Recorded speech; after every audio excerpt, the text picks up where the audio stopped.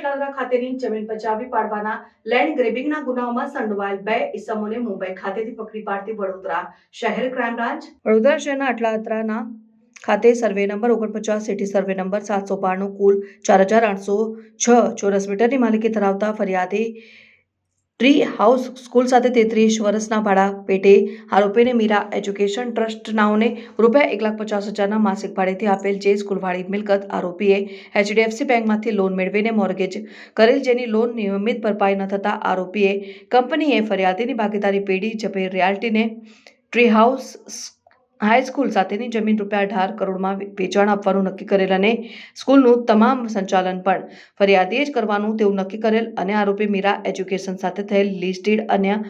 આરોપી company tree house education and accessories limited રદ કરશે અને વધુમાં આરોપીઓએ ફરિયાદીને અને આરોપી સાથેના બોર્ડના ઠરાવની એક નકલ બતાવેલ, જેમાં સહ આરોપીને મીરા એજ્યુકેશન ટ્રસ્ટ પાસેથી જમીન, શાળા અને મકાનના વેચાણ કરારના અમલ દસ્તાવેજ પછી તરત જ જેબર રિયાલિટી LLPને સોંપવા સંબંધિત જરૂરી દસ્તાવેજો પર સહી કરાવવામાં અધિકૃત કરવામાં આવેલ અને વધુમાં મીરા એજ્યુકેશન ટ્રસ્ટ દ્વારા બીજા એક બોર્ડ ઠરાવની પણ નકલ બતાવવામાં આવેલ, જેમાં સહ આરોપીને જમીન, શાળા, મકાનના લીઝ ડીડ રદ કર્યા પછી તરત જ જેબર રિયાલ્ટીને શાંતિપૂર્ણ રીતે કબજો સોંપવા સંબંધિત જરૂરી દસ્તાવેજો પર સહી કરવા માટે અધિકૃત કરવામાં આવ્યા હતા તેવા ઠરાવ બતાવેલ, પણ ફરિયાદીને ઠરાવની કોપી આપેલ નહીં અને ફરિયાદીએ ROCમાં તપાસ કરતા આવા કોઈ ઠરાવ ન થયેલા જણાવેલ અને તેવી જ રીતે ચેરિટી કમિશનમાં પણ તપાસ કરાતા આવો કોઈ ઠરાવ ન થયેલનું જણાઈ આવેલ, જેથી આ ઠરાવ ફરિયાદીને વિશ્વાસમાં લેવા ખોટા ઉપજાવી કાઢેલાનું જણાઈ આવેલ અને કોર્ટ કેસમાં પણ આનો કોઈ ઉલ્લેખ કે નકલો ન મૂકી આરોપીઓએ ફરિયાદી સાથે વિશ્વાસઘાત, છેતરપિંડી આચરેલ હોવાનું જણાઈ આવેલ, તેમજ સામાવાડા tree house education and accessories limited દ્વારા બોર્ડ મીટિંગ રિઝોલ્યુશન રજૂ કરીને ટ્રસ્ટના એક્ઝિક્યુટિવ ડાયરેક્ટર આરોપીને વેચાણ કરાર કરવા સારું સત્તાવાર રીતે અધિકૃત કરેલ અને જમીન ખરીદ પેટે રૂપિયા ચૂકવ્યા બાદ સહ આરોપી દ્વારા tree house education trust and accessories લિમિટેડથી ફરીને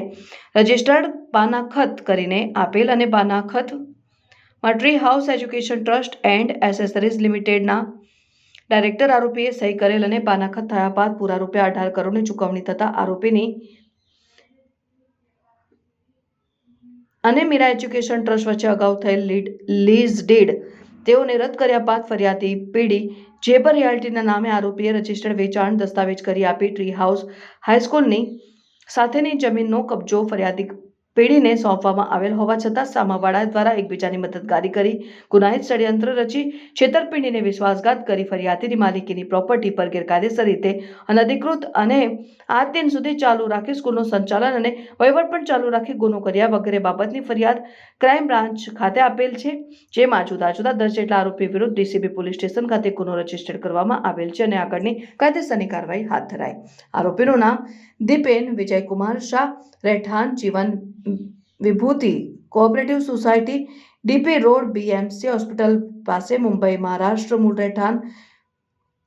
Shriram Kunj cooperative society, Malad, east Mumbai, Maharashtra. Milin ઉર્ફે માલિન જગદીશભાઈ રામાની, હાલ રહેઠાણ Dilip Nandini cooperative high society, Malad, east Mumbai, Maharashtra. મૂળ રહેઠાણ બનારસી મેન્શન, મલાડ, ઈસ્ટ મુંબઈ, મહારાષ્ટ્ર. સમાચારોની ઝડપી અપડેટ માટે હમણાં જ સત્ય સ્વરાજ ન્યૂઝ ચેનલને લાઇક, શેર અને સબસ્ક્રાઇબ કરો.